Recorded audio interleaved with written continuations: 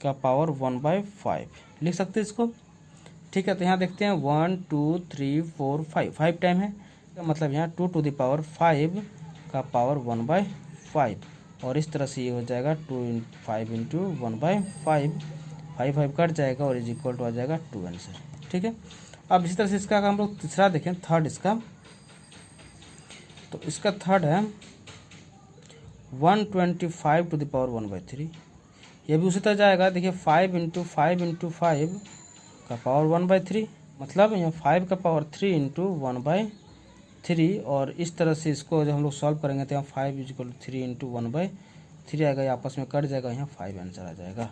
ठीक है, तो इस तरह से हम लोग इसके क्वेश्चन नंबर 1 को सॉल्व करेंगे, और इसके जो क्वेश्चन नंबर 2 है इसी तरह से बनेगा।